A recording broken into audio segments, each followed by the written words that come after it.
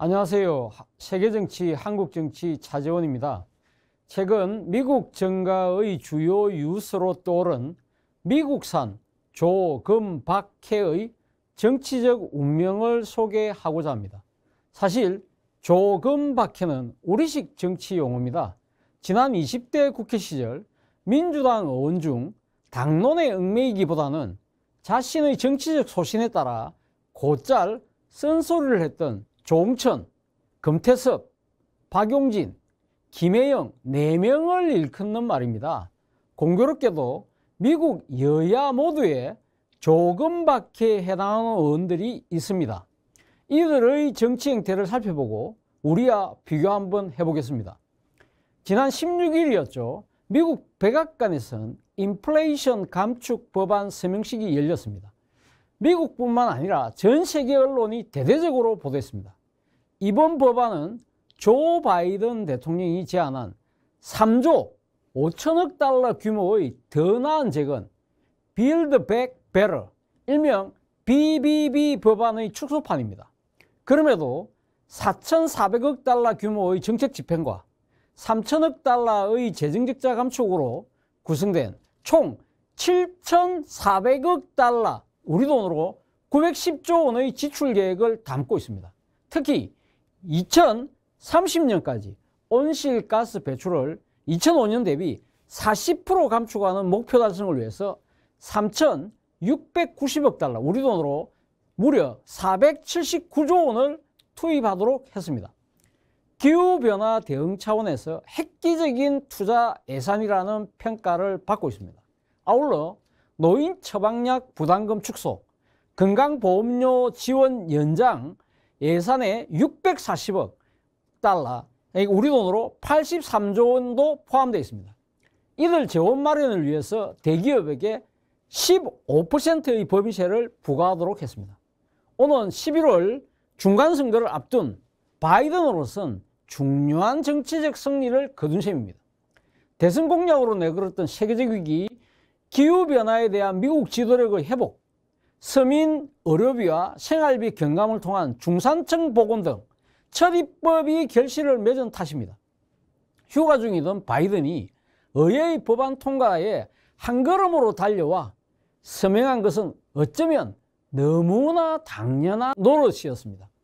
정작 이날 서명식에서 언론의 시선을 강탈한 이는 배석한 민주당 조 맨친 상원 의원이었습니다. 당 지도부가 아닌 그가 참석한 까닭은 BBB 법안의 강력한 반대자였기 때문입니다. 그는 막대한 예산 지출에 따른 물가 상승, 부유층 정세, 재생에너지 지원으로 인한 화석연료 산업 불이익을 반대 이유로 들었습니다. 우리식으로 따지면 민주당판 조금밖에 인셈입니다. 문제는 그 한 명의 반대가 법안 통과에 결정적 걸림돌이 된다는 점이었습니다. 현재 상원은 민주당 50명, 공화당 50명의 여야 동수입니다. 이 경우 당연직 상원의장을 맡기로 돼 있는 카멜라 해리스 부통령이 캐스팅 보트만 행사하면 민주당이 우위를 차지할 수 있습니다. 하지만 조 맨친이 이탈할 경우에는 오히려 한 표 차이로 부결될 수밖에 없습니다. 지난해 BBB 법안이 의회 문턱에서 좌절된 것도 그의 반대 때문이었습니다. 올해 들어서도 그에 막혀서 사실상 물 건너가는 듯 했습니다. 완강한 그의 입장은 지역구 웨스트 버지니아 주와 상관이 있다는 분석입니다. 백인 개신교도가 주민의 70%인데다가 석탄 산업이 지역 경제의 기반입니다. 그래서 사사건건 보수적 정치 딴지로 민주당 내 우파라는 비난을 자초해왔습니다. 석탄 산업에 타격을 입힐 기후변화 대응에도 소극적이었습니다. 그러나 대통령이 기후 비상사태를 선언하고 행정명령으로라도 밀어붙여야 되는 거 아니냐? 이런 얘기가 나오던 지난달 말 맨친은 갑자기 찬성으로 선회했습니다. 바이든을 비롯한 당 지도부의 집요한 설득에다가 당근책으로 내놓은 타협안이 통했다는 얘기가 나오고 있습니다. 실제 지출 규모가 처음에 비해 대폭 줄어든 데다가 화석연료 기반 산업의 영향을 최소화하기 위한 조건도 달렸기 때문입니다.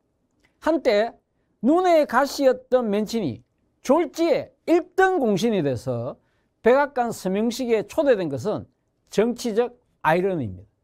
이를 고려했음인지 바이든은 이 법안에 서명하기 위해 18개월을 기다렸다고 뼈있는 조커를 던졌습니다. 이어서 조, 나는 당신을 한 번도 의심하지 않았다고 말한 후에 법안에 서명한 펜을 맨친에게 건넸습니다. 맨친의 변신은 정치가 가능성의 예술이라는 격언을 새삼 일깨워줍니다. 마지막까지 상대를 설득해서 견해차를 좁히고 마침내 절충안으로 타협을 이뤄서 결국 반걸음이라도 앞으로 나가게 만드는 민주정치의 힘 말입니다. 이게 미국 정치다 라고 말할 수 있습니다. 하지만 다른 관점도 분명 존재합니다. 맨친이 정치적 소신을 접도록 만든 강제 당론의 폭압성입니다.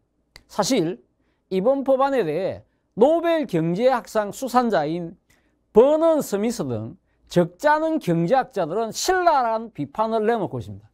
인플레이션을 감축시키는 것이 아니라 부채질해서 미국 경제의 부담을 초래할 것이라는 게 요지입니다. 맨친이 당초 반대로 꼽았던 물가 상승 우려와 정확히 일치합니다. 그럼에도 맨친이 버티지 못했던 결정적인 이유는 오로지 자신 한 사람 탓에 법안이 거꾸러지는 상황 때문이었습니다. 여기다 그 후폭풍을 혼자서 오롯이 감당하기 쉽지 않다는 현실적 판단도 작용한 것으로 보입니다. 당초 당내에 몇몇 반대자들이 더 있었습니다. 하지만 새 대통령, 즉 바이든 대통령의 의혹, 기후변화 대응이라는 명분에 눌려서 신압으로 다 돌아섰습니다. 그중 대표적인 인물이 애리조나주 상원의원 키어스틴 시네마입니다. 트럼프 대통령 때 표결 결과가 당시 정부 입장과 일치율이 가장 높은 민주당 의원일 정도로 최강 보수로 꼽혔습니다. 그래서 나온 말이 맨친 시네마, 당내 소신파 맨친과 시네마 두 사람을 함께 일컫는 말입니다.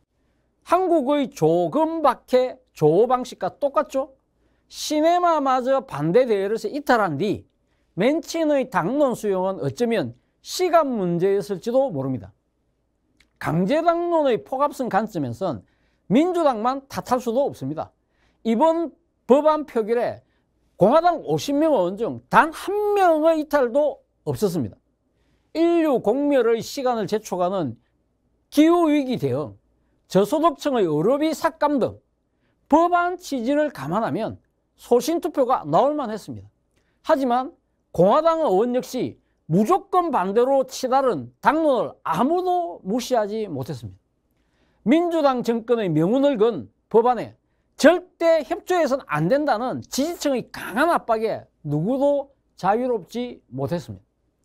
과거 미국 정치의 힘은 크로스 보팅에서 나온다는 말이 있었습니다. 소속 정당의 당론에 구애받지 않고 정치적 소신이나 지역구 유권자 이해에 따라 투표하는 행위가 바로 크로스 보팅입니다. 교차 투표라고 불리는 이런 투표 양상은 한 해 평균 10%에 이를 정도로 활발하게 나타났습니다. 특히 국가적 운명이 걸린 사안에 대해서 의원들이 소속 당이나 지역 이해보다 국가나 국민 이익을 위해 소신 투표하는 경향이 더 두드러지기도 했습니다. 거대 양당 체제임에도 미국의 정치가 극단적 대결로 치닫지 않았던 중요한 밑바탕이었습니다. 당시 두 당 모두 조금박해 의원들이 깨 있었고 그걸 당연시 하기까지 했습니다. 그런데 이제 상황은 완전히 변했습니다. 그것도 아주 급격하게 변했습니다. 디지털 발달에 따른 1인 미디어 시대, 우리 편 주장만 되풀이되면서 확정 편향과 함께 상대에 대한 정오도 키웠습니다. 같은 진영 내에서 사소한 이견도 허용하지 않습니다. 당연히 조금박해가 살아남을 수 없습니다. 맨친과 시네마처럼 소신을 접든지 아니면 맞서서 장렬한 최후를 맞든지 둘 중 하나입니다. 인플레 감축 법안 서명식이 백악관에서 열리던 그 시각 와이오밍주에선 공화당 조금박해 중 한 명의 처절한 패배 선언이 있었습니다. 주인공은 한때 당 서열 3위까지 했던 리즈 체니 하원 의원이었습니다. 지난 2020년 대선의 사기 조작을 내세워서 선거 결과를 뒤엎으려고 했던 트럼프에 맞섰던 그가 이날 당내 경선에서 참패한 겁니다. 아버지 딕 체니 전 부통령이 내리 6선을 하고 그 또한 3선을 기록한 말 그대로 정치적 텃밭에서 당원들로부터 파문을 당한 겁니다. 이유는 단 하나입니다. 지지층을 선동해서 의사당을 공격토록 한 트럼프의 행위를 묵인하기로 했던 당론을 따르지 않았다는 겁니다. 체니는 하원에서 마련된 16 의사당 진상조사위원회 부위원장을 맡아서 헌법 가치를 부정하고 민주주의를 위기에 빠뜨린 트럼프 행위를 밝히는 데 앞장서 왔습니다. 하지만 당내 여론은 싸늘했습니다. 트럼프가 그를 배신자로 낙인 찍고 공화당은 즉각 그의 당직을 박탈했습니다. 와이오밍주 공화당은 아예 제재까지 시켜버렸습니다. 그리고 이번 경선에서는 트럼프가 미룬 정치 신인을 압도적 표차로 뽑았습니다. 체니는 패배 연설에서 이번엔 졌지만 그래도 트럼프가 다시는 대통령 집무실 근처에 오지 못하도록 싸움을 이어나갈 것이라고 다짐했습니다. 언론은 체니의 내년 대선 출마 선언으로 받아들였습니다. 그런데 그의 의혹과는 달리 전망은 그래 밝지 않습니다. 체니와 비슷한 행보를 보였던 공화당 내 다른 조금박해 의원들의 정치적 운명만 봐도 충분히 알 수 있습니다. 지난해 초 지지층의 의사당 난임에 대한 트럼프의 책임을 묻기 위해서 발의된 하원의 탄핵 투표 때 집단적 반대를 표했던 공화당 주류의 뜻과는 달리 찬성표를 던졌던 공화당 의원은 모두 10명입니다. 이 중 체니를 비롯해서 4명이 당내 경선에서 고배를 마셨습니다. 또 다른 4명은 보수강경파의 등사를 못 견뎌서 아예 정기 은퇴를 선언해버렸습니다. 단지 2명만 11월 본선에 진출했습니다. 상원의 탄핵 때도 공화당 조금박해는 있었습니다. 당시 찬성표를 던진 의원은 5명이었습니다. 이 중 이번 중간선거 때 선출 대상인 상원 의원은 알래스카주 리사 머코스키 1명입니다. 그 또한 탄탄한 지역구 사정에도 본선에 진출하는 4명의 후보에 겨우 들 정도로 당원들의 질타에 혼쭐이 났습니다. 여기서 약간 부연 설명을 하면요. 알래스카주는 이번에 바뀐 주법에 따라서 당직에 관계없이 예비경선을 실시해서 상위 득표자 4명이 11월 본선에 나가서 최종 당선자를 가리게 되어 있습니다. 조금박해란 말을 만들어낸 우리의 사정도 미국보다 됐으면 됐지 덜하지 않습니다. 원조격인 조금박해 4명 모두 정치적 시련을 겪고 있습니다. 의원 시절 공수처 국회 표결 때 기권표를 던졌던 금태섭은 경선에 패배한 데 이어서 징계까지 당하자 탈당해버렸습니다. 조국 사태 때 비판을 쏟아냈던 김혜원 공천을 받았지만 흠지부산에서 생안에 살아서 돌아오지 못했습니다. 박용진은 재선에 성공했으나 최근 전당대회에서 이재명의 셀프 공천 등을 강하게 비판하고 있습니다. 때문에 이재명의 민주당에서 생존이 쉽지 않을 거라는 전망이 벌써부터 나오고 있습니다. 조홍천 역시 재선까지는 했지만 계속된 쓴소리 탓에 비주류를 벗어나지 못하고 있습니다. 조금박해의 실현 탓인지 지난 대선 패배 뒤에 민심의 반대를 무릅쓰고 민주당이 강행한 검수완박 입법 때 단 한 표의 이탈도 없었습니다. 하지만 그 결과는 지방선거에서 민주당의 참패로 이어졌습니다. 국민의힘에서도 조금박해는 살아남기 어려운 분위기입니다.